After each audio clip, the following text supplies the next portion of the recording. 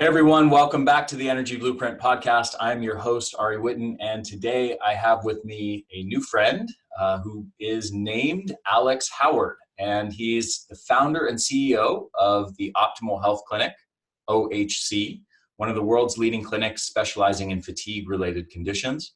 With an award-winning team of 20 full-time practitioners supporting over 1,000 patients in 40 countries at any one time, the OHC team have unrivaled knowledge of what works in a real-world clinical environment for overcoming fatigue. Along with founding and leading the OHC practitioner teams for the past 16 years, Alex Howard is an immensely experienced practitioner himself, having delivered over 10,000 consultations, working on the psychology side of this group of illnesses. He's also led the therapeutic coaching practitioner program since 2005, training the next generation of psychology practitioners. Along with his book, Why Me?, Alex has published research in a number of leading journals such as the British Medical Journal Open and Psychology and Health. Alex is currently leading the largest ever online conference dedicated to fatigue, the Fatigue Super Conference, which has over 40 of the world's top medical experts, along with inspirational case studies and recovery stories, and is free to join from June 10th through 17th. And this is something I'm going to be promoting myself, and I'm honored to say that I'm one of the featured experts and speakers in the conference. So with that said, welcome, Alex. Such a pleasure to finally have you on the show. Hi, Ari. It's a pleasure to be here. It's quite fun being the other side of the interview. I spent the last 4 months interviewing all these people. So I think it's nice to be the one that's being asked the questions. I'm not sure which job is harder, but anyway, yeah. Great to be interviewed. Thank you for having me. Well, yeah, I enjoy both of them. I enjoy being the interviewee and the interviewer, but I can imagine doing a span of 40 some interviews in a few weeks gets pretty exhausting, especially prepping for them and, putting all in the work to read somebody's background and understand their body of knowledge so that you can engage with them sort of on their level and their area of expertise. Yeah, that bit's been quite, I would say the prepping for the interviews, and I mean, you know what it's like with these kind of things, the prepping the interviews and doing the interviews, it's challenging, but it's kind of the fun bit. It's all the kind of logistical project management and kind of marketing and kind of web stuff that kind of goes alongside that. And it was kind of reassuring in a sense that obviously I learned a lot in terms of doing the interviews, but there wasn't that much which was radically new to my knowledge, but there was lots of refinements and nuance and kind of upgrading of details. And I've loved doing it. And I don't know what I'm going to do with my evenings all of a sudden. Game of Thrones is finishing and I'm not interviewing people every evening. But it's been a lot of fun. Nice. So tell me a little about your background as far as founding the OHC, the Optimal Health Clinic, and Optimum Health Clinic, excuse me. And how did that all begin? What was your story of how you conceived this approach? So I had chronic fatigue syndrome, or ME as we sometimes call it here in the UK, as a teenager. So, the kind of the relatively short version of the story is when I was turning 16 years old, I'd like to think I was a relatively normal teenager, in a sense that I loved playing, I played guitar in a band. I loved playing sports. I had a girlfriend and I had a relatively normal life in that kind of sense. And then, one morning I woke up and it appeared sudden, although of course one can look back and one can see kind of different jigsaw pieces that kind of lead to that. But I woke up one morning and it was kind of like if there's a plug of energy that goes into someone's body that had just been put, literally like someone had just unplugged my energy system. And over a period of a kind of month or two, I was very severely fatigued, unable to go out of the house for more than, relatively short periods of time. And mainly that was to go to have doctor's appointments, and improved a little bit over that time. And then this was over the summer holidays, having finished a set of exams. And then as I started at a new school, within a kind of few weeks of starting that, just completely and utterly crashed to the point that I was pretty much bedbound for long periods of time. And in time got diagnosed with chronic fatigue syndrome. And that was for a kind of teenage boy that's life revolved around kind of sport and activity, and you're kind of, as a teenager, particularly as a teenage boy, your friendships are kind of defined by the things that you can do with other people, right? So you end up in a situation where you can't do things, you just basically end up completely isolated. So that diagnosis was quite devastating. And a couple of years passed. And I remember that the doctor said to me at the time that I was diagnosed, it might take 6 to 12 months to get back to kind of normal health and functioning. And I remember thinking, like, when you're 16 years old, like 6 months seems like a lifetime. And then suddenly 2 years of my life had passed. And like a lot of people that are experiencing fatigue in its different ways, I wasn't tired because I was depressed. It wasn't that my mindset was the reason why I had fatigue, but I was starting to feel pretty fed up and miserable with my life, having spent 2 years getting seriously behind at school, unable really to do anything, with extreme exhaustion, dizziness, headaches, and the kind of, one of the most frustrating symptoms could be feeling totally exhausted all day, and then trying to sleep at night, and then spending half the night kind of awake and having anxiety. And I basically reached the point where it wasn't that I wanted to end my life. I just couldn't see a future continuing with a life with the kind of level of suffering that I was experiencing. And I had a conversation with my uncle, who was, I don't know if you've seen Lord of the Rings, but it was a little bit like Gandalf in Lord of the Rings, that he wasn't there very often, but he just seemed to always turn up at just the right moment, have just the right piece of advice, and then he just kind of disappear back off into the kind of distance again. But he basically just asked me what I now come to realize was it was very skillfully done, but a very simple set of kind of coaching questions, like, on a scale of 0 to 10, how badly do you want to get better? And I was like, well, I'm 9.5 out of 10 because I'm not going to murder anyone, and I'm not going to chop any limbs off yet. So I was like, but I'd do pretty much anything to get better. And then to make a list of all the things in my life that made me worse, there was only, I wrote life. So like just trying to get through the day was kind of its own nightmare. But then a list of things that I thought could facilitate healing and recovery. And, I was 18 years old at the time. I didn't know much, but I'd read a few bits because I'd been desperate. So I think I had on there things like meditation, making more changes to my diet, learning more about what I now know as functional medicine, but kind of nutrition, as it was kind of talked about then. Perhaps doing a bit of gentle yoga. So I had this fairly basic list of things that I could do.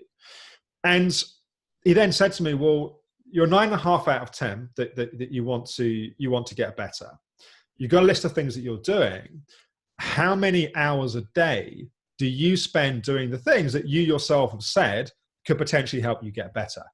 And of course, the answer was like virtually none. And then the next question was, how many hours a day do you spend watching television? And the problem was, because I felt so ill the whole time, I used to just lie on the sofa and watch soap operas all day. And so I think I was watching like 7 hours of TV a day. So it was like, basically, you're going to end up with a PhD in soap operas, but your life is not changing, and it's not going to change until you address this equation. So I then set off on, this is a long answer to your question, it was meant to be a shorter answer, but I set off basically on a 5-year journey of seeing 30 plus practitioners. I ended up improving to the point of being able to go to university, where I studied psychology. I spent my entire student loan on supplements. I think I was taking 60 supplements a day at one point. I probably had the most expensive poo in Wales, where I was at university. A lot of things that I wouldn't recommend that patients do now, but it was kind of just trying to do anything that I could to change my situation. I was meditating religiously for half an hour every day. I ended up reading 500 books on health and healing. And, my recovery journey really became my life. And there were really pros and cons to that, right? I mean, in the sense that obsessiveness around recovery was the reason why I think ultimately I did recover. But it also might have happened a bit more quickly if I'd gone a bit more sensibly in terms of the pace and the attitude and the kind of way that I just was so relentless in my pursuit of trying to get well that I was, in a sense, creating stress in the process of trying to do that. eventually made a full recovery. And on the other side, in the later years, it was a 7-year journey. In the later years, I'd been studying psychology, and I'd done training courses in NLP and hypnotherapy and life coaching and EFT and all these things. And I wrote a book called Why Me? My Journey from ME to Health and Happiness, about my recovery journey. And then basically set up an organization with absolutely no intention whatsoever in working with anybody with chronic fatigue and ME and fibromyalgia. I just spent 7 years dealing with it. I wanted to, deal with kind of normal self-development kind of stuff. And basically, we can come into more of the story of the Optimum Health Clinic, but the Optimum Health Clinic was what happened while I was trying to do something else, and just suddenly became inundated by people that were in similar situations to what I'd been in, that were looking for some kind of answers. Yeah. What was the original conception of, was it called the Optimum Health Clinic, or was it called something else? And who did you have in mind to work with, and what specific sort of health goals did you have in mind that you were trying to help people achieve? So initially, I was just working as a practitioner on my own, just looking to work with people that had the usual, anxiety, panic attacks, self-esteem kind of issues. But it's funny how things go, because the website URL that I had was, I'd missed the chance to get alexhoward.com. So this was back in like 2002, I think it was. There was a period people used to have .me.uk, like kind of your name .me. And of course, I hadn't thought .me was also .me, which is what we often call chronic fatigue syndrome in the UK. So my website, it was obviously there was a wisdom that was there before. And then I started getting the people approaching me, and thought, well, I need to have an organization. I spent a year working with my teacher as an apprentice.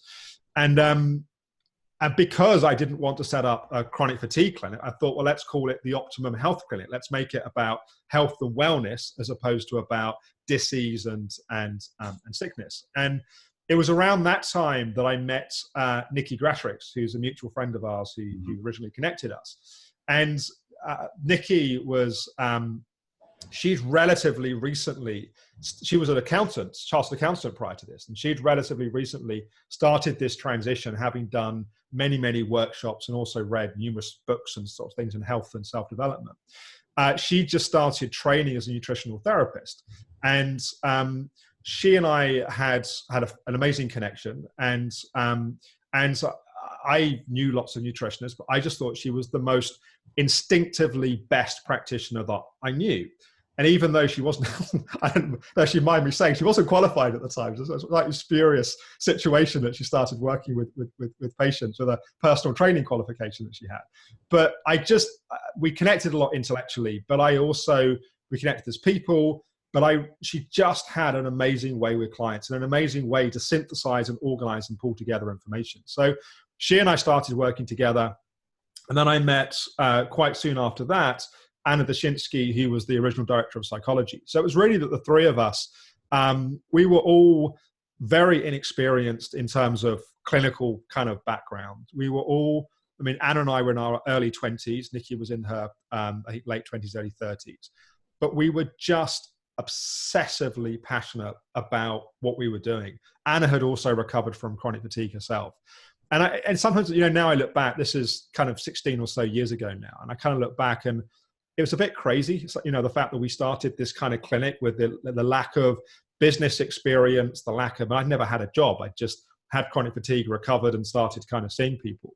But people really resonated. And I think when we kind of formally set up the Optimum Health Clinic, I think in that first year, we had something like 5,000 inquiries. And it was just, when you see practitioners try and start businesses and how hard that can be, we didn't realize how unusual what we were experiencing was at the time. But it was an amazing time, and we kind of shared this mutual understanding of this, this concept of integrative medicine, which people talk about, very freely. And people will say, yes, I'm a naturopath and I work with supplements. Therefore, I'm addressing kind of mind, body, and spirit, or I'm addressing the kind of the physical elements and the psycho-emotional elements, because what we do with food affects everything.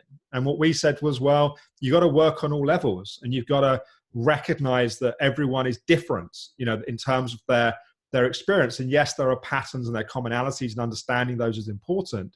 But the kind of patient-centered approach that we wasn't just a philosophy, it was an absolute kind of heart level passion, in a sense, that we had with this idea of pulling together these different approaches.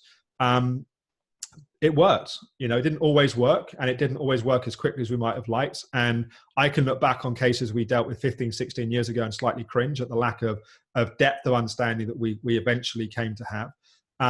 But we were providing something that was fundamentally different. And I think one of the things that people really also resonated with is we were somewhat controversially, we were talking about recovery. We weren't talking about managing symptoms. We weren't talking about learning to live with being ill. We were talking about people making recoveries. And that was seemingly quite controversial, but yeah, it also resonated with the people that wanted to be helped. Excellent. So let's dig into some of the specifics around your clinic or your personal approach to fatigue, to helping people with these fatigue conditions. So first of all, give me like a broad overview of, one of the things in your bio was you mentioned these, what was the exact wording? These fatigue related conditions. So kind of give me the broad overview of how you conceptualize what are the fatigue related conditions. So firstly, I think we have a fundamental problem in the lack of agreement about diagnostic criteria and about what these different conditions are. I think there's an absolute lack of recognition and definition of different subgroups within these different conditions.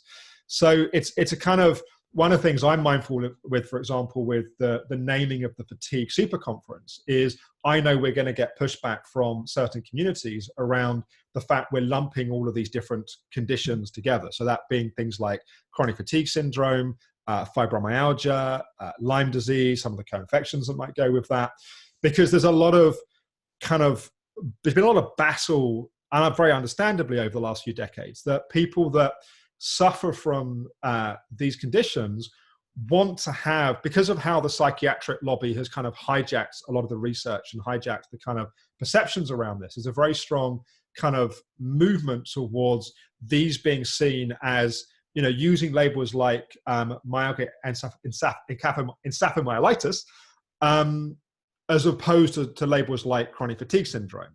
Not because it's a better label. What it basically means is brain inflammation. There are lots of people that have ME, as it were, that isn't their primary symptom in terms of what's going on. But there's this fight for these kind of more medically defined forms of diagnosis on the assumption that we're going to find one single pathogen that everyone's got, and we can find one single drug treatment for that pathogen that everyone's going to be able to take, that everyone's going to miraculously get cured. And when you see things like the XMRV kind of thing that happened a few years ago, so everyone gets very excited about that.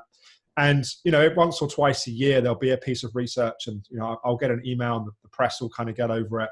And people say that they think they found the cause of chronic fatigue or ME. I don't even have to read the research to know what my position is going to be on it, which is, even if it's really good research and I really agree with the principles, it's a subgroup of people. And so when I talk about fatigue-related conditions, I'm talking about... It's a subgroup of people, or it's one small aspect of many aspects that are going on in a large portion of people. That's right. Yeah, that's a good distinction. Thank you. Yeah, that's right. And so in a sense, much to the irritation of some people, I don't draw much of a distinction between chronic fatigue syndrome, fibromyalgia, Lyme disease, not because I don't think that those differentiations can be important. I think if someone has Lyme, for example, you absolutely need to know they have Lyme, and you have to deal with that specifically and directly. I just think that when you get too caught in these different labels, there's a whole set of story and stuff that goes with those labels, which becomes quite unhelpful, when actually the principles of effective treatment still stand. Whatever label you're using, you still need to understand the same key pieces. Now, you might need a different emphasis or a different focus based upon some of the key factors that are going on. But I don't think a distinction between chronic fatigue and fibromyalgia and Lyme is the way that the distinction needs to be done. I think it needs to be much more patient specific in terms of understanding what's actually the story of what's happened with this person. Rarely is it going to be any one thing that's going on. It's a jigsaw. You've got to understand that jigsaw and put the different pieces together in the right way, in the right order. And that label at the top is not going to be the thing that really helps you in doing that. Right. Yeah, it's also worth mentioning for many people who may not know this, that there is no diagnostic test for chronic fatigue syndrome or fibromyalgia. There's no blood test that they can do that says, hey, you're positive for this biomarker, and therefore that means you can officially be diagnosed with chronic fatigue syndrome. So a lot of these diagnoses are made based on symptoms, and that lends itself, I think, very well to what you're talking about, which is to some extent, these diagnoses are fabrications based on constellations of symptoms. And we say, hey, this rough constellation of symptoms, which may actually differ between different people, we'll call it this thing, even though we don't really have a clear diagnostic test for that thing. I think that's absolutely right. And I think, we were trying to do some research a few years ago that got complicated for various reasons around looking at ATP profiles and mitochondrial function as being a diagnostic criteria or biomarker for a subgroup of people. And, I think you can certainly categorize looking at, there are categories where, certain systems seem to be the driver of other systems in that case. So you can see certain cases where you can go back through the kind of our model and look through the different kind of pieces. You can go, look, the primary place where this person's symptoms are originating is, for example, in the digestive system. And until we deal with that piece, it's going to be quite hard to be effective with other pieces. In other cases, you might look at it and go, well, actually, the immune system is so overloaded by dealing with Lyme or co-infections or whatever case is going on there, that until we deal with that, we're not going to be able to address even potentially digestive function. So you do need to kind of make these distinctions, but there will never be a single biomarker. And as you said, effectively what diagnosis is diagnosis of exclusion. It's like you don't have any of these other explanations of what's happening, and you have this set of symptoms and you haven't got a comorbidity of something else which could be causing this. Therefore, we're going to give you this diagnosis. Well, I would say that effective diagnosis is not diagnosis of exclusion. Effective diagnosis is actually not, we can't find anything else causing it. It's that actually we can see all of these factors from a functional point of view that come into play. And that's a very clear diagnosis that's then the pathway to effective treatments. Mm-hmm. So take me into some of the how you conceptualize, fatigue and kind of dig into the subtypes and identifying what are the specific causal factors or what are going to be the key needle movers for a particular person. So you first break things down into subtypes of fatigue. Is that correct? Yeah. So we have a model. We have lots of different models, but in terms of the overall kind of model, in terms of how we understand the process of someone getting sick with, one of this kind of group of illnesses, is we look at subtypes, we look at stages, and we look at systems. So we look at subtypes as effectively predisposing factors in terms of things that were happening in someone's life prior to them even necessarily noticing they had symptoms that become a burden and become a load on the system. And we distinguish between what we call nutritional subtypes or physical or nutritional or psychological subtypes. Nutritional could also be more broadly talked about as physical or functional medicine's kind of lens in terms of what's happening.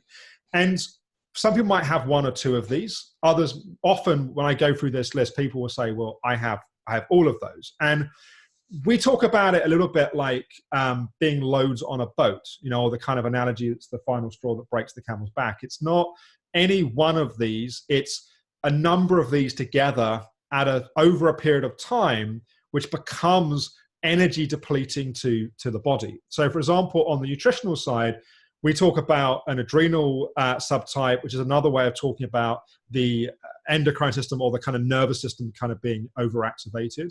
Talk about an immune subtype, a digestive subtype, a toxicity overload subtype, and a structural subtype. And then on the psychological side, we talk about a helper subtype, achiever subtype, trauma subtype, and an anxiety subtype. And just to give a couple of lines on those, I think the nutritional or physical ones are a bit more self-explanatory in a sense.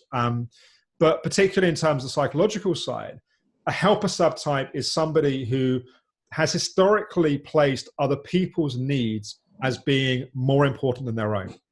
So, for example, they might get back from home one day long before getting symptoms of fatigue, and they're like, "Oh man, I'm really tired. Like that was a long day, and a long kind of weekend." And then they get a phone call from a friend of theirs or a family member that's in some kind of mini crisis, and it's not like the phone call where this is like a desperate, acute situation. This person really needs me right now. It's more this person's looking for an emotional support, and I'm always the person that gives it, and that person's needs are more important than my needs, therefore I'm going to take care of that person. So they're kind of putting other people before ourselves as a way of compensating, if I'm being blunt, compensating often for a lack of self-esteem and self-worth. Achiever subtype being where we're defining our self-worth by what we do and what we achieve in the world. So there's a constant kind of drive to push ourselves to feel lovable and feel good about ourselves. An anxiety subtype is where we've just kind of historically had a sense of feeling a little bit either on edge or just like the world's not really a safe place. Like there's a kind of sense where we're kind of always kind of second guessing and questioning and wondering and worrying about what might be going to happen. And then a trauma subtype, and we can talk about that as a kind of big T trauma, like a significant key traumatic events, or what we would call a small T trauma or a kind of developmental trauma, where, Nikki Gratrix talks very, very eloquently about this, but about even just the sense of just not being fully held and nurtured in the way that we needed for our nervous system to learn to self-regulate. And adverse childhood experiences and the research around that obviously is a compelling body of research. So we kind of have these different factors, and just to kind of remind there's a kind of the adrenal or kind of hormonal subtype. Examples of that would be where we're kind of constantly kind of our system has been out of whack and out of balance for different reasons there. Immune type may be your Lyme cases where there's been various loads on the system, but it might also be just having lots of viruses and bugs and antibiotics and that sort of thing as a kid. Digestive subtype, I think it's fairly obvious. History of things like IBS. Many years ago, often it would get diagnosed as Candida. These days, people talk more about SIBO, but some of the different pieces that might happen there. Toxicity overload, where we've been potentially exposed to, be it organophosphates, be it different kind of overloads onto the system, and perhaps also a system that's genetically not very good at handling that. Structural type could be either postural things that have just been out of balance in different ways. It could be injuries that happen to the system. But we have these different predisposing factors or subtypes as we talk about them. Sometimes just an accumulation of all of these together, and it's what we call a kind of gradual onset, that someone gradually becomes fatigued and depleted over time. Other times you will have a trigger event, like you'll have that kind of that very clear final load or final straw on the camel's back. That could be a significant life stress, like a divorce or exams or financial stress. Could be catching a bug like, Epstein-Barr, or, even I've seen a number of cases where someone, quote unquote, has a Lyme diagnosis, but actually Lyme was the final straw. And if they hadn't had all of these other factors going on before, the impact would have been much less in terms of what happened there. So that's the kind of subtypes piece. And then the stages piece is something that we tracked, again, a number of years ago. And like all of these pieces of the jigsaw, it was like, it all sounds very simple when you explain it, or at least hopefully it sounds simple when you explain it.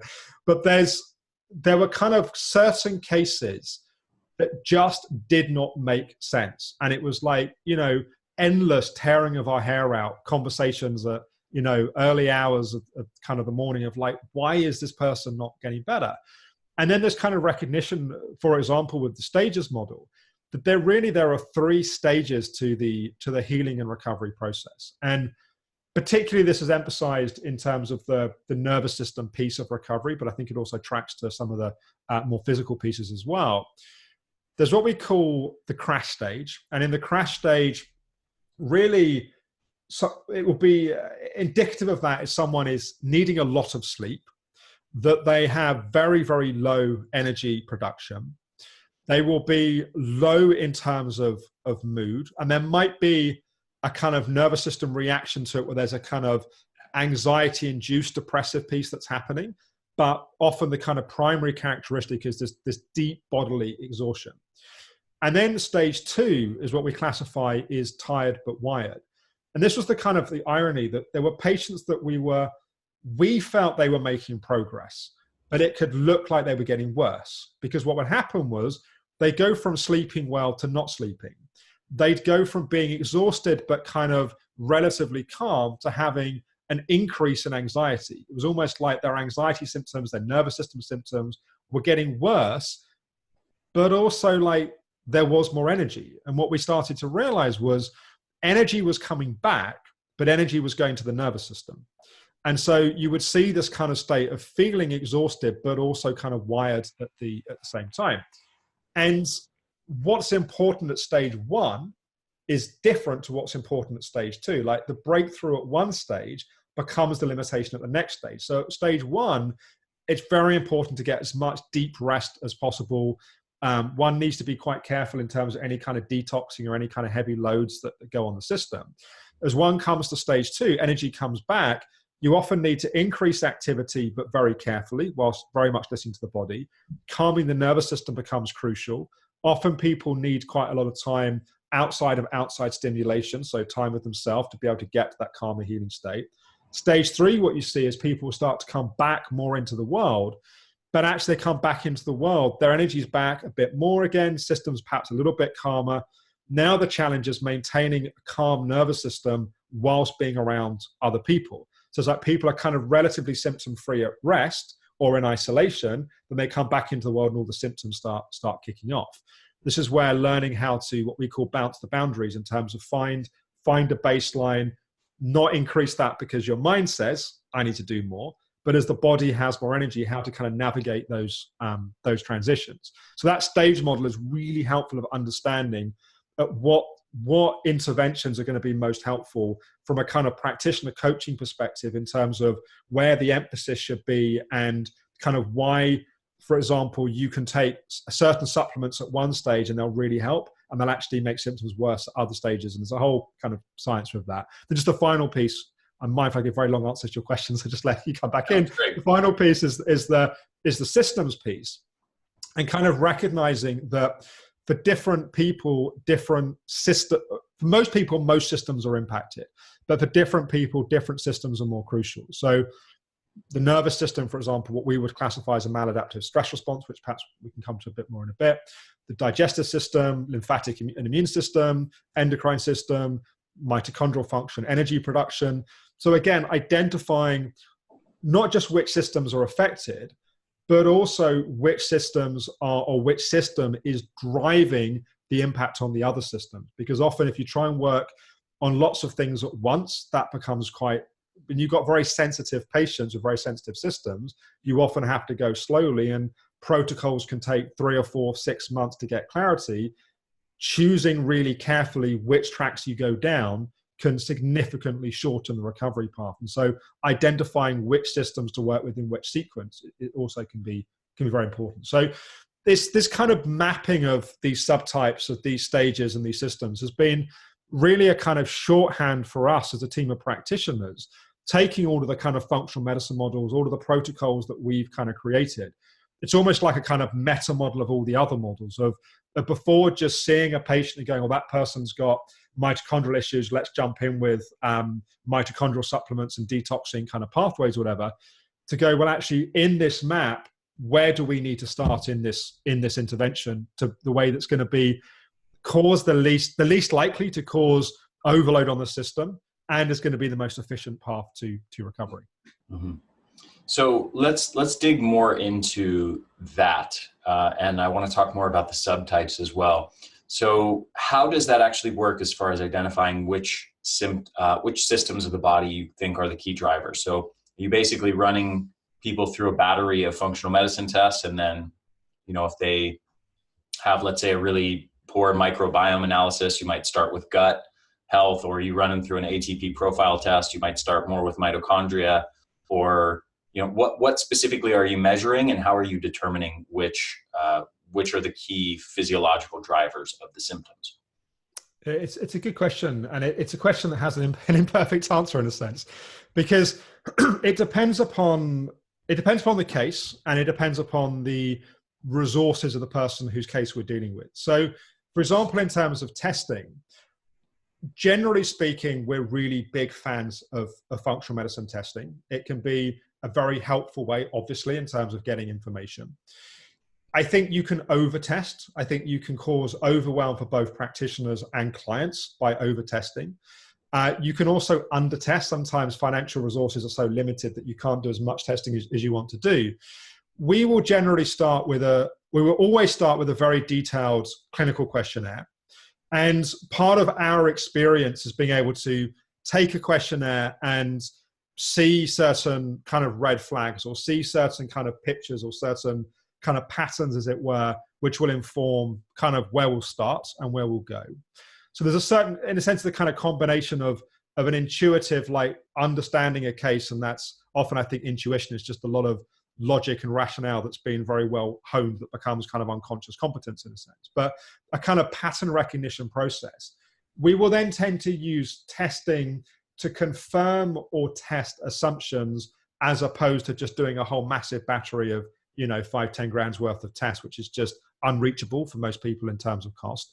We'll tend to do a few tests at maybe a few $100 each if we think we need some confirmation. We will make dietary changes almost always at the start with people. In terms of the psychology work that we do, some people will start with, we have something called the 90-day program, which is a in-person program that starts with 2 or 3 days of kind of in-person attendance, then various kind of support via conference call and video conferencing, that sort of thing.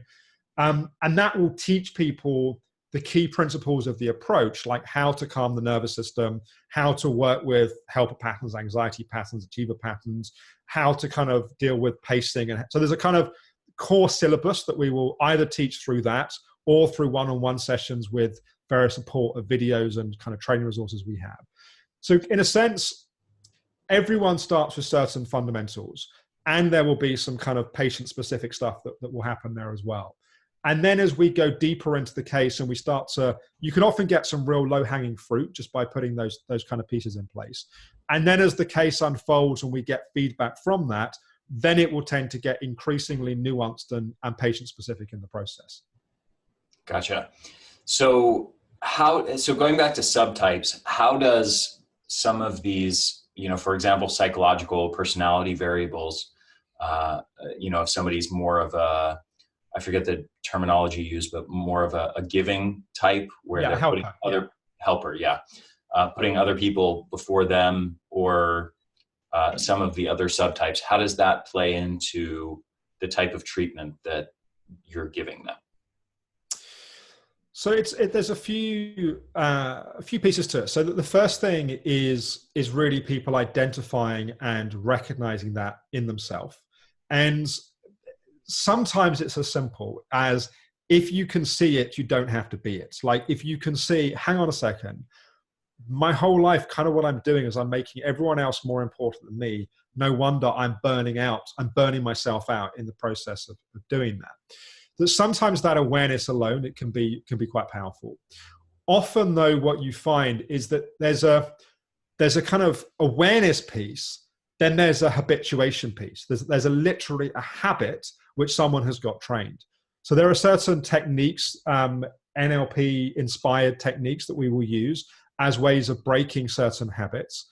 Then there's often a layer underneath that, which is there's more fundamental self-esteem, self-worth kind of pieces that are going on that are then informing, well, I'm not enough if I'm not helping, or if I'm not achieving. Or yes, you can calm the anxiety, and often you can have quite significant impacts by calming down one's nervous system. But then you can also get into pieces around, well, the reason why the nervous system's ramped up in the first place is either unprocessed trauma, or there's just this sense of not feeling safe in the world. And there's certain ways working with that psychologically to help give one that sense of grounding and stability and inner holding, which will then allow the system to settle and calm through that process. So some of it is giving people information and the kind of the insight happening through that absorption of that information. Some of it is giving people tools to work with themselves. And some of it is therapeutic one-on-one work that then happens as a process of taking someone on a kind of therapeutic journey. Nice. And are you doing the one-on-one work in person at the clinic or online or a combination?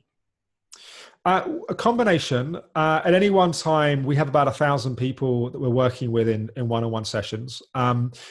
90, I don't have the exact stat, but probably 95% of that happens via Skype or kind of video conferencing, mainly because we have patients in 40 countries, and just logistically it doesn't work. Sure.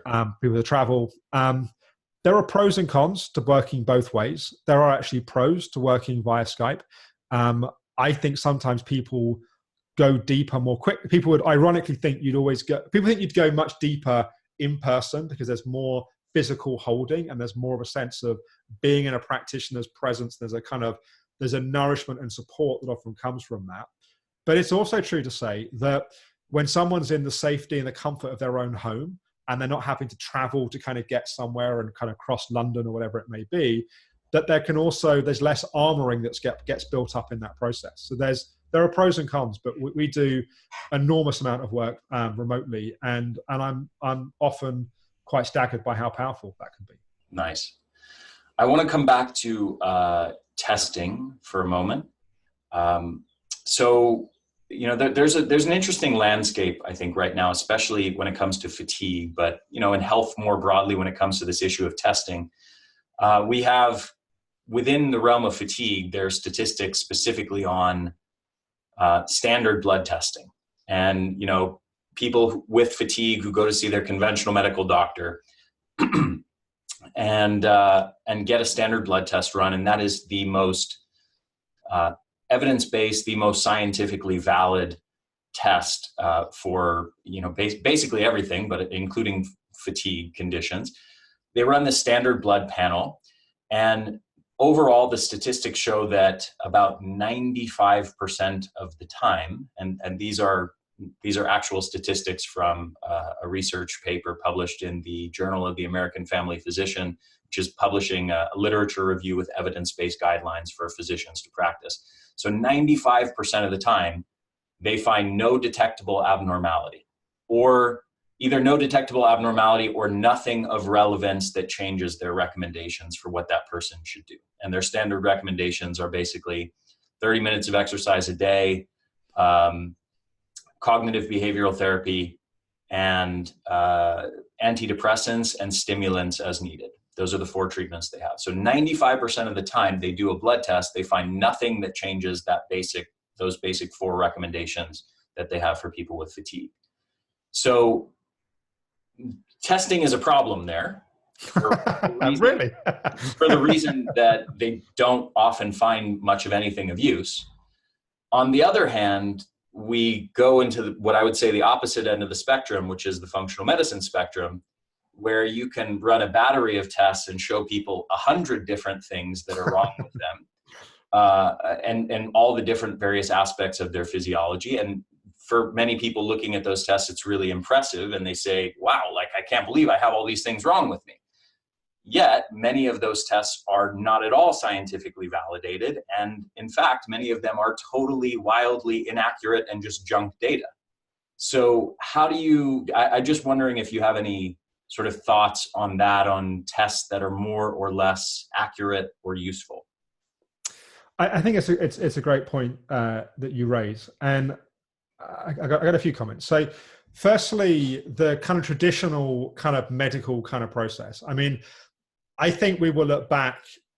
I would have thought we'd be there by now, but we're not. But I think in a few decades, we will look back on the way that people have been treated with fatigue-related conditions And I think we will be talking about malpractice and abuse in terms of how, I mean, I could run off dozens of cases of people whose situations have been made dramatically worse by incompetence and ignorance of traditional medical practitioners. I don't say that through judgment. I mean, there's some of our closest friends in our kind of social circle are traditional medics that, you know, in fact, we're going on holiday next week with a good friend of ours who's an anaesthetist, works with trauma victims. And basically his job is people come in hit by, you know, bus, truck, and to put them asleep and deal with pain whilst butchers come along and literally save their life. And it's incredible what he does and what they do. And we go on holiday and he sees me eating differently and taking supplements and thinks I'm insane. So there's just a kind of different world view that's there that doesn't make one better or one worse. If I get hit by the bus or whatever, I want him. I don't want the nutritionist. I don't want the psychotherapist. Like so there's a very different kind of world view. And yet what's been done to people with this group of illnesses is fundamentally unacceptable. And so there's that side. And then you go to the other side, which is that, as you're saying, you could take a basically healthy person. And when I say a basically healthy person, I mean someone that's got good energy, doesn't have any significant medical issues that are going on. And you could run functional tests and you could lead them to believe they're going to die tomorrow by the way those results get interpreted.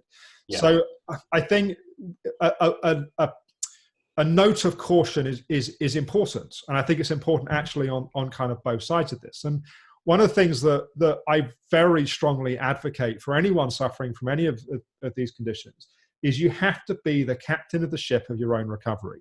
You have to take responsibility for, and I imagine people that are in your community, that they're in your community because they want to learn, they want to be educated, they want to take responsibility. So I'm guessing I'm somewhat preaching to the choir in a sense here, but there's a sense of that you can't just go in and have this kind of patriarchal relationship to kind of medical experts, be they functional medicine, be they traditional medicine, be they anyone, and go, you are the all-knowing being and I am the ignoramus that just has to follow everything that you say. I think the place for functional tests is to confirm things that practitioners suspect may be going on and to take those results as information, not as kind of biblical truth in terms of how things are. And we sometimes, as a clinic, and I should make the assumption none of the labs we're working with are listening to this interview, but we spot test labs sometimes. So if we see a set of results that we think are not right or inconsistent, or we see different labs giving wildly different interpretations of stuff, we will sometimes get a patient to do two sets of results, two sets of tests at the same time, send them to different labs, and we will compare and contrast. And we will be on the phone saying, can you please explain why we've done two tests at the same time and you're telling me we're getting two different things? So there is an evolution that I think needs to happen in functional medicine. It saved my life and I've seen it impact thousands of people's lives. And there is an enormous amount of incredible knowledge and amazing people doing amazing stuff. And we need to understand that functional medicine in its current form is really only a teenager. I mean, it's not a fully grown adult that's been through the kind of maturation process of life. It's still a teenager and it's still figuring stuff out. And that's where, for me, clinical experience really does trump anything else. When you've seen the same thing hundreds of times, or the benefit that we have at Optimum Health Clinic, having worked with thousands of patients over the years, that sometimes you see stuff in the test that just don't make sense. Other times something in a test is the bit that solves the mystery, but you have to use your own clinical wisdom. You have to cultivate your own experience, your own ability to recognize patterns. You have to dialogue with other practitioners, not be afraid to get on the phone to labs and to dig deeper, because that's where knowledge evolves and unfolds. Yeah, well said. I almost want to digress so much into this lab testing topic because I think there's much more to be discussed here. But I think there's a number of layers to it. One is the labs themselves may not provide even reliable data. Like you said, you can split test the same blood sample, put two different names on the same exact sample of blood from the same person taken at the same time, get different results. You could split test blood from one lab to another lab for the same kind of test, get different results. You can test this week versus next week with the same person for the same lab and get different results. You can test blood hormone levels versus urinary versus salivary and get totally different contradictory results. You can also have, in addition to those issues, there's also a layer where some of the tests themselves just aren't even valid. So even if they are giving you consistent information about, like you can test the same blood today and tomorrow and the next day, and it's always the same or very close, that still doesn't tell you whether it's actually valid or meaningful data. So for example, like IgG food intolerance tests, not really scientifically validated. Neurotransmitter tests from urinary tests, not really evidence-based or scientifically validated. Many, many other examples of this. And then in addition to that layer, you also have a philosophical layer of the practitioner, which is what do they believe in? So for example, if somebody has a belief in adrenal fatigue and that's their whole narrative and their philosophy, well, they can go do salivary cortisol tests. And then based on this, they can say, you're in this or that stage of adrenal fatigue. But adrenal fatigue itself is a totally questionable condition that is not accepted at all within conventional medicine because the research overwhelmingly has not supported or validated the theory. So you can have people doing a seemingly scientific test, seemingly cutting edge thing, and finding this biochemical abnormality, which many people perceive as, oh, wow, this is my diagnosis. This is what's wrong with me. And yet it's a fabrication largely out of the practitioner's belief system. And I've seen, people just make up, basically just fabricate, layers and layers of theories and belief systems on top of a foundation of nonsense, and on top of a foundation of totally scientifically invalid tests. And then I think the last layer here is a lot of functional medicine practitioners that I see are people that substitute tests for actual knowledge. They substitute, having people do a battery of tests in place of like a real deep knowledge of physiology. And, and you can do that. Like any monkey can throw somebody through a battery of, can have somebody spend thousands of dollars on a whole range of tests. And as you said, even a healthy person will show up as having at least a dozen or so things wrong with them that they could then look at and say, here's what's causing my symptoms. But if those same things are showing up as being there even in a healthy person, are those things really causing the symptoms? Or is it just that anybody can do these tests and find a bunch of things wrong with them?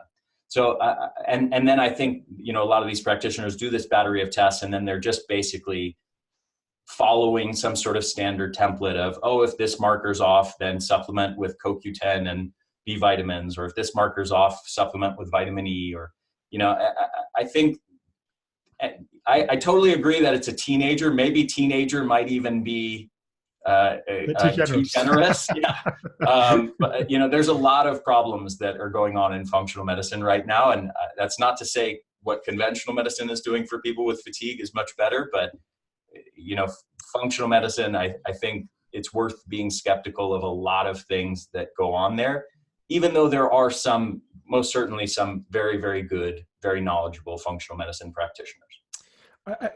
I think that's right. And I think that we always have to be careful not to throw the baby out with the bathwater. And that's true on both sides of this equation, right? So one of the things that also I've seen a lot of is people which have gone deep on the kind of naturopathic, natural medicine path that on one hand one would think are more free thinking from the point of view of they've gone beyond the conventional traditional way of looking at things, but it becomes its own religion, its own worldview that then restricts and has a confirmation bias and has all the things that go with certain belief structures that can actually be fundamentally unhealthy. Yeah. For example, I move in my position around some of these pieces. I'll make a statement that I may wish to retract at some point down the line. But one of the things I'm observing at the moment is certain cases of people with Lyme are making significant progress through antibiotic treatments that they were not making using kind of natural antibiotics, let's say, or antimicrobials.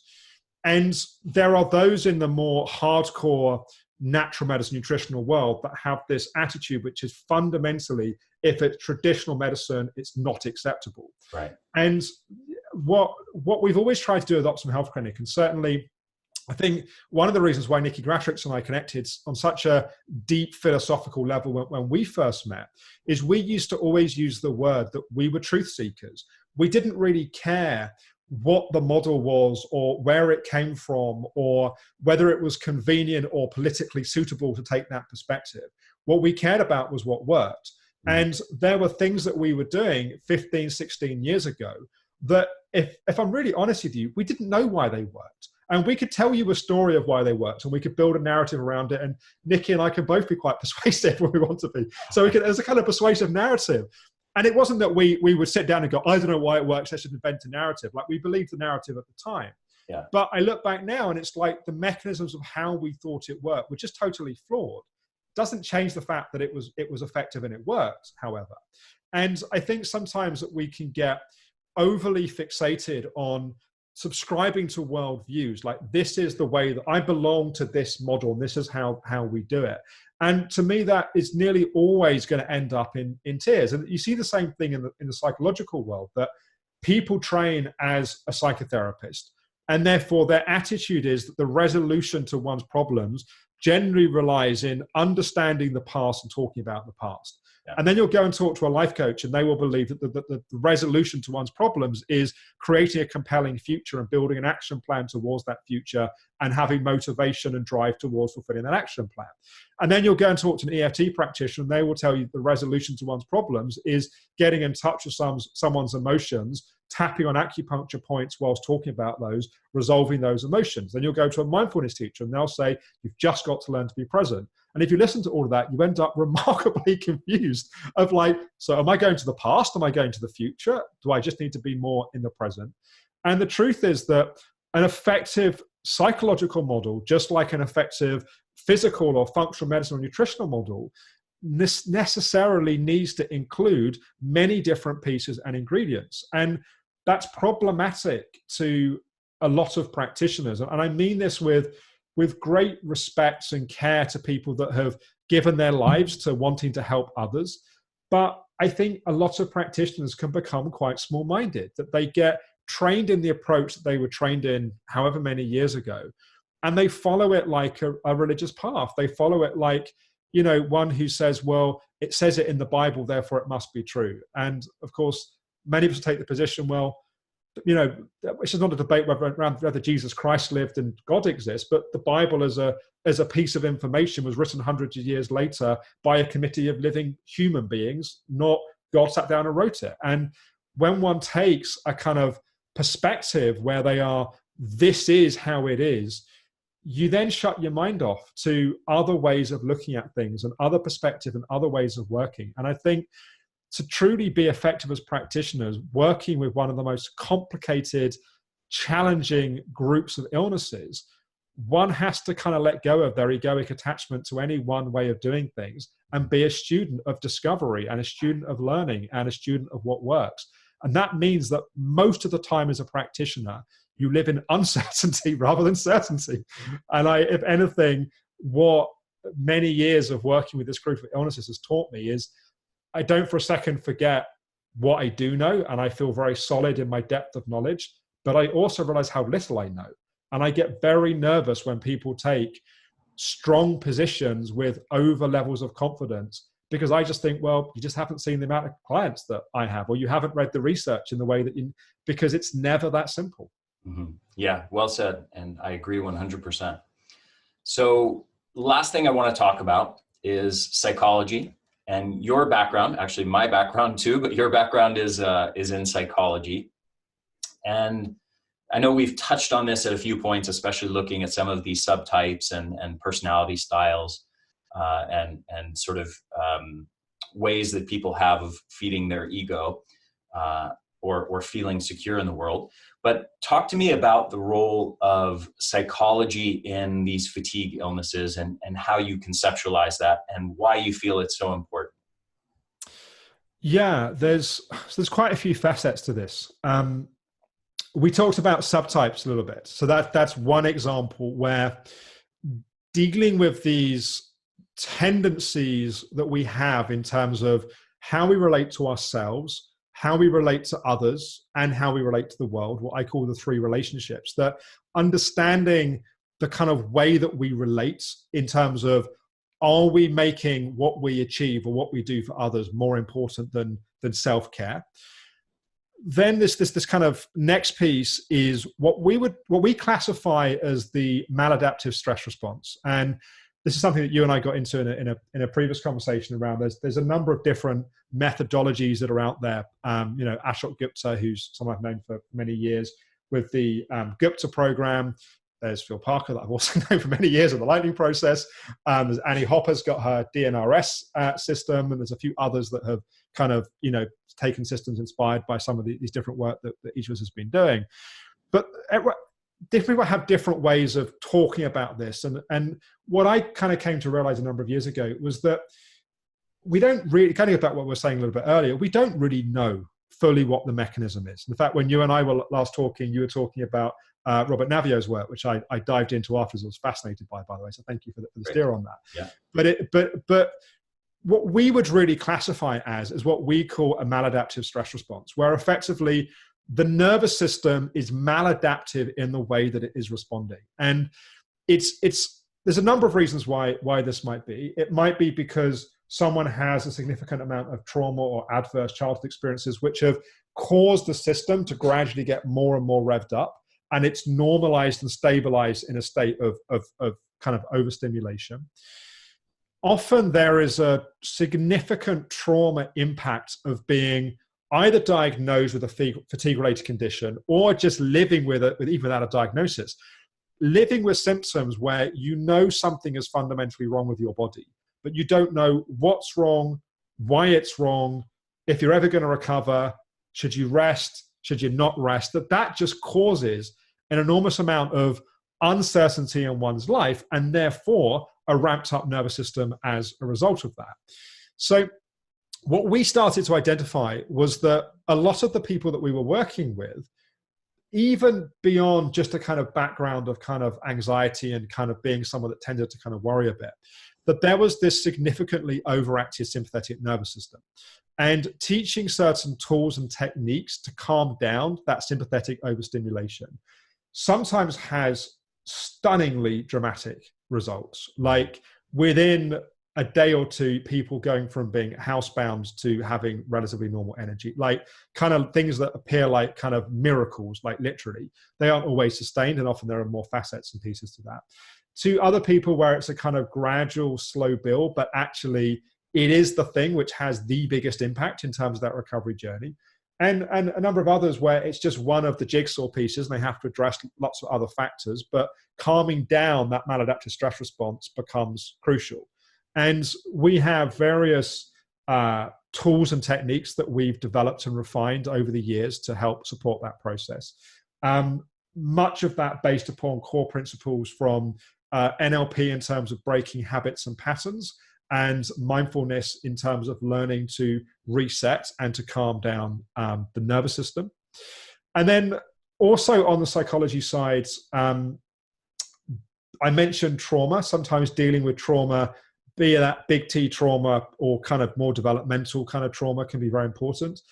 The other piece that can be crucial is, we talked a bit earlier about this kind of model and this kind of map and the different kind of stages, is that practitioners playing a role in terms of helping people identify what's necessary and what's important at the next steps of the recovery process. So helping, for example, someone to identify your stage 2 into stage 3, and that means that these are the things that are going to be important we need to work on. Or we classify 4 types of tiredness, talk about mental tiredness, emotional tiredness, physical tiredness, and environmental tiredness. And the type of tiredness you're experiencing will also impact in terms of what sort of rest and restoration might be important. So kind of helping people map where they are in that kind of healing journey, and then pointing towards things that will be important, whilst also establishing a baseline of activity where they are, and then what we call bouncing the boundaries in terms of gradually increasing that capacity, not based upon, not traditional pacing, where one would have a kind of written routine of what you should be doing, which I think is often insanity. Like someone that doesn't feel your body comes in and writes down what your body should be doing is just kind of madness. That one needs to learn to listen to their body and their body be and yes, it's a relationship with that, but establishing a solid baseline and then figuring out how to gently, gradually increase that as the body is recovering and has more capacity. So we kind of find that the psychology team will play different roles at different parts of the process. It might be initially, often we'll start with calming down maladaptive stress response, because many other interventions are not all that effective until you get the body into a more calm healing state. Then we'll tend to work more on some of the subtypes and the historical stuff. We'll work more with the kind of coaching of kind of where you are and what's important. We may work if there's kind of trauma pieces that are going on. And often, but not always, we will find that there are people which will, if they only come at this from a kind of physical perspective, until they deal with some of these psychological pieces, either they'll go very slowly on the healing path, or they'll hit plateaus like glass ceilings that they just kind of can't get past, or they'll have a repetitive relapse pattern where they'll get back to recovery,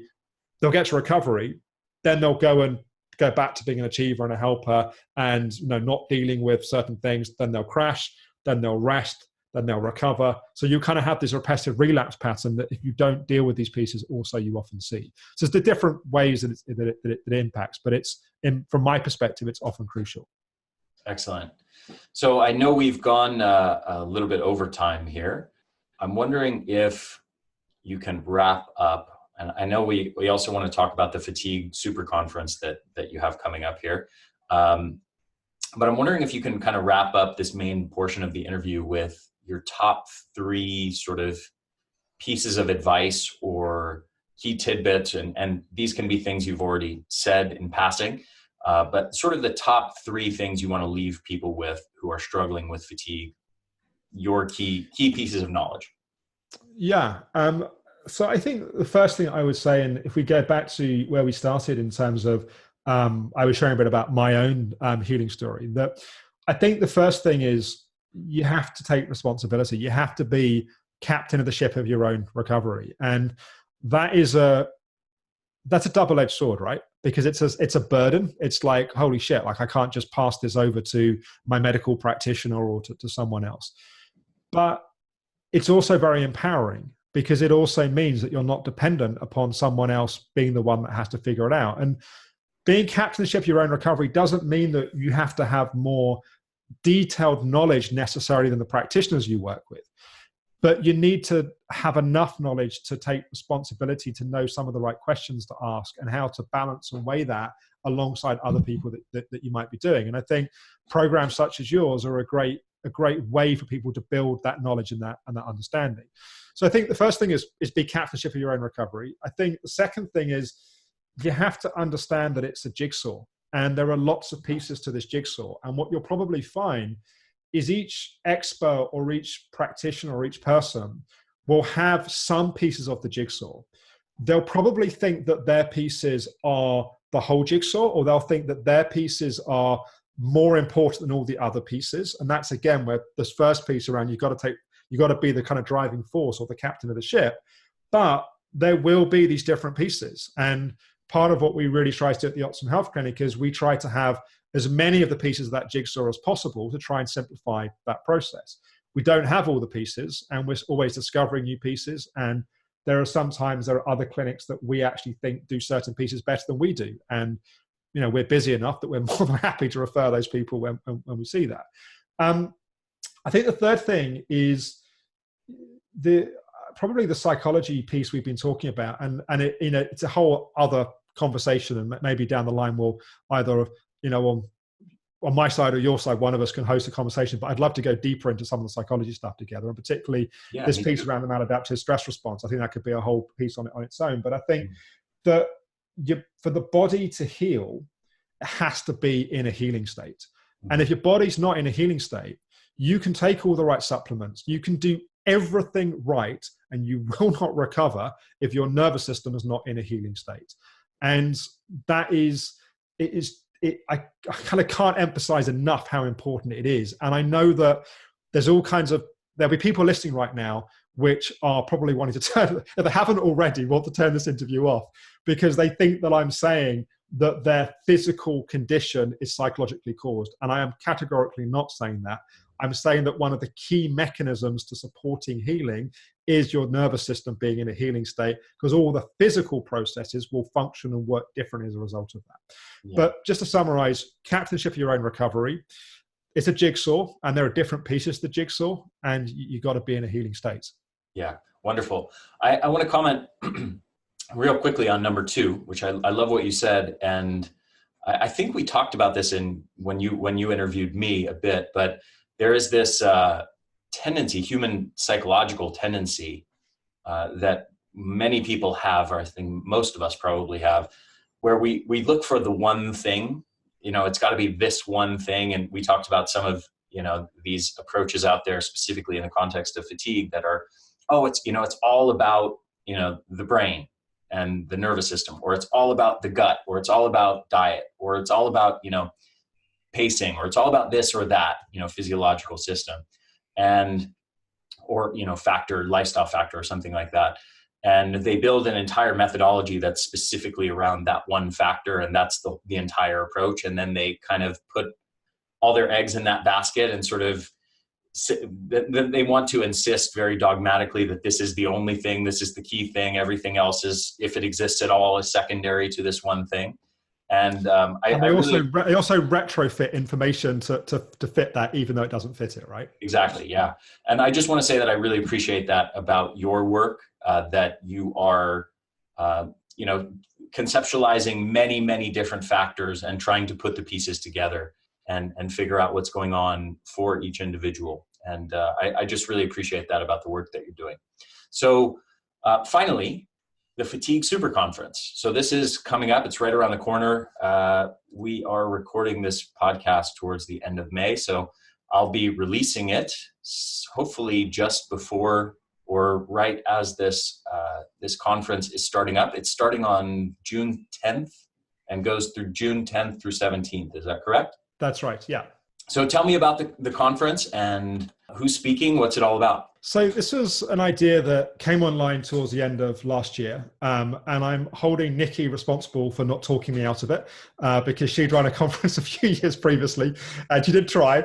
But basically, the seed of the idea was the Optimum Health Clinic approach has become what it is because, as we've talked about in this interview, that we've been inspired by many, many great thinkers and great experts that are out there. And it's kind of, the idea was, what would happen if we could bring all of those people or many of those people together in one place and get those different jigsaw pieces kind of offered up from those different perspectives. So it's not that the 40 plus speakers in this conference all agree, far from it. In fact, they have some quite contradictory opinions in places. They have a lot of shared kind of core kind of principle opinion, but there are those that will go much deeper on certain areas because they're the pieces of the jigsaw which they're most experienced with and see the most clearly and strongly. So we have these feature interviews, but also one of the things that we felt, having observed some of the excellent online summits and conferences that have been done, is that sometimes you can be left with just this endless amount of information, but wondering, well, how do you actually apply this? Like, what does this actually mean when the rubber hits the road in kind of real life cases? So we also have each day for the 8 days of the conference, in addition to having, 4, 5, 6 feature interviews, we also have sessions with the practitioner team at the Optimum Health Clinic, where they're taking real life cases we've worked with, and a team of sometimes 2, sometimes 4 or 5 practitioners are literally walking through the case and saying, this client came in, this is what we saw, we went down this path, this is what happened, we did this test, here's the test result, this is what we did as a result, here's how things change and improve. So kind of proper, kind of, detailed, nuanced how we work with cases. We also have recovery stories. So we have people telling first person, like their story of how they recovered from fatigue. We're taking particular emphasis to those stories. So they're not just kind of just, I did this and this and that, but we're theming the story. So we have one on working on the achiever subtype, one on working on the helper subtype. We have one on, which is an interesting case of one of our psychology team, around how they put together the jigsaw pieces as a whole recovery story, kind of highlighting that kind of principle. And then we also have each day, we have meditation and yoga sessions. We just felt also we're going to give people a lot of mental stimulation. So let's give them some ways also to kind of just calm and settle, and some support around that as well. So it's each day, there's a number of interviews, a recovery story, a case study, a meditation session, and a yoga session, which are free.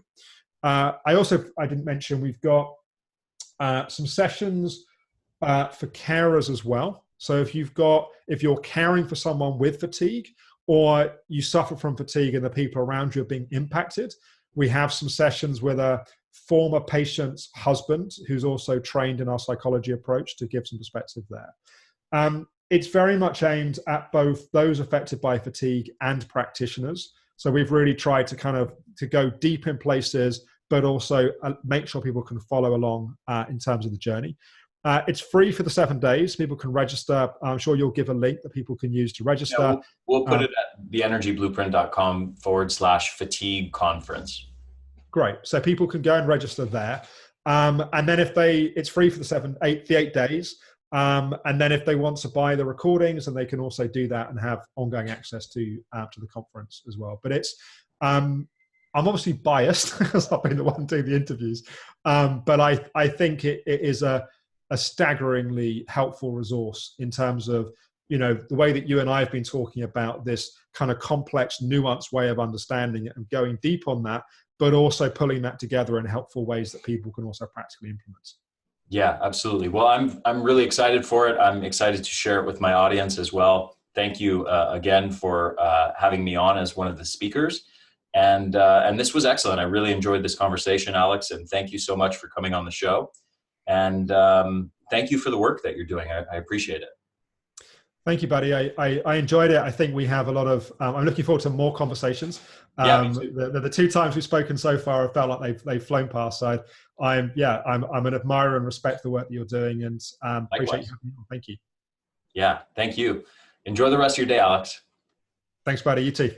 And everybody listening, please make sure to go to theenergyblueprint.com/fatigue conference and sign up for this free summit. It's going to be pretty much the most epic fatigue summit ever done. So I'm very, very excited to share it with you all, and I know that you're going to love it. Hey there, this is Ari again. One more quick thing before you go.